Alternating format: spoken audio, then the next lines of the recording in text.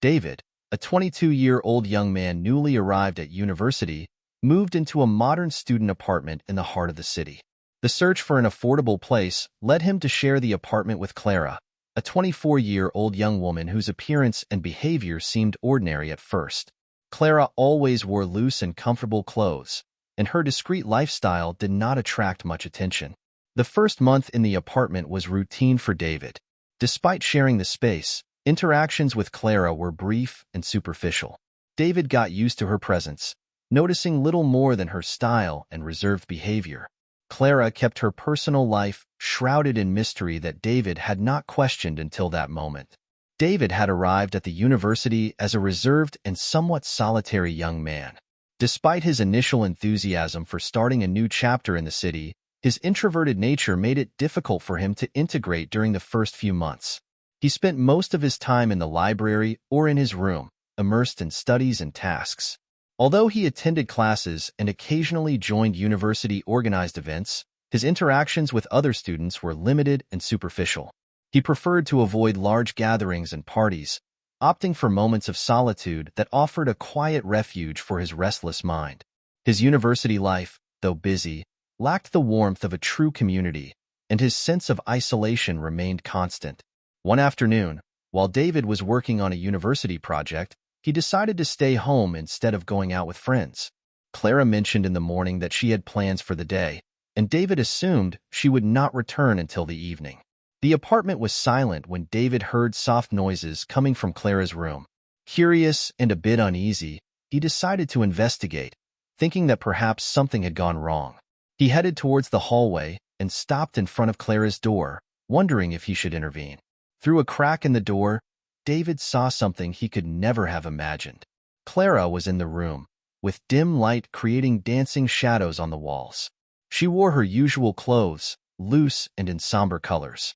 Clara went to a drawer to get what seemed to be more clothes, a pajama which she was going to put on. David was still there watching from afar through the slightly open door. Clara took off her sweatshirt, which must have been size L even though she was no taller than 5 feet 7 inches. It revealed a slender and voluptuous figure that David had never noticed.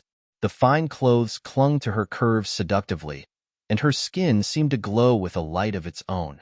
For the first time, David saw Clara's body as it truly was. She had a wasp-like waist, with that characteristic shape that narrows between the hips and chest. She wore a black bra that, unlike her clothes, was tighter than it should be, molding her chest more than necessary, at least the part that David could see from his angle. Clara took the pajama shirt and was about to put it on, but before that, she unhooked the clasp on her back, confirming that the clothes were too tight.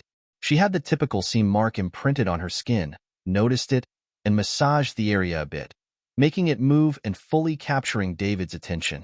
But before finishing taking it off, Clara looked out the window, turning her back to the door, so only the reflection through it was visible, although it was enough to realize the symmetry and perfection Clara was hiding. David was paralyzed, trapped between fascination and astonishment. Clara seemed completely immersed in a private routine, unaware that David was watching. Her movements were slow and fluid, as if she were performing a kind of intimate ritual. The mystery of her private life was now palpable, and David felt a mixture of intrigue and desire that he could not ignore. Meanwhile, Clara continued to put on her pajama to go to sleep. After taking off the loose sweatshirt, it was time to do the same with her pants.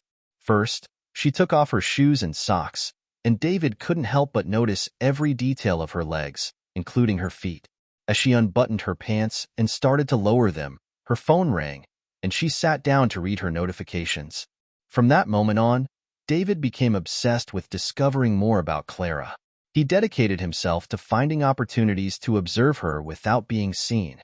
Every time Clara changed or prepared for the night, David found an excuse to walk down the hallway or approach her room's door. He hid behind walls, looking through cracks and gaps to get a view of Clara's private life. His attempts to spy on Clara became a routine. Every little detail he discovered about her only increased his desire like David had never imagined. Every time he saw her in light clothing or private moments, he felt his desire for Clara deepen even more. David began to look for ways to naturally get closer to Clara, trying to start more meaningful conversations and find opportunities to spend time together. However, Clara maintained a subtle distance, as if she sensed the tension in the air. David felt like he was in a race against time, trying to decipher Clara's mystery before she realized his intentions. One night, while David was having dinner alone in the living room, Clara appeared in the kitchen wearing a simple yet elegant dress. Although the dress covered her body, David could see that her presence had a special aura. Clara, with an enigmatic smile, offered him a drink and asked if he wanted to join her for a conversation. David, nervous but determined, accepted. Clara, arching an eyebrow, noticing something strange in David's attitude. "Everything okay? You seem a bit distracted." David, laughing nervously, No, everything's fine. It's just that, well, sometimes university can be a bit overwhelming, you know?" Clara, smiling understandingly, "Yes, I know what you mean. Sometimes it's good to have a bit of time for oneself. Have your studies been going well?" David, looking away, "Yes, quite well. It's just that I've been trying to find a way to unwind a bit. I was thinking of starting to do something different to relax." Clara, interested, but keeping the conversation casual. "Something like what? Maybe you could try something new that interests you. Sometimes changing routines can be helpful." David, looking at Clara, feeling the tension in the air. "Yes, that sounds good. Maybe I could do something like yoga classes or something. I've always heard it can be relaxing." Clara, nodding, "Yes, yoga can be very beneficial. I sometimes do some of that to relax after a long day. Though, everyone has their way to unwind." David, with an awkward smile, "Sure, I guess we all have our methods." "Hey, Clara, I don't want to be intrusive, but do you always look so comfortable and relaxed when you're at home?" Clara, surprised but maintaining composure, "Well, yes. I like to be comfortable when I'm at home. After all, it's my personal space. Why do you ask?" David, "Well, never mind. I'm going to sleep now. Good night, Clara." Clara, puzzled, "Okay. Rest well, David.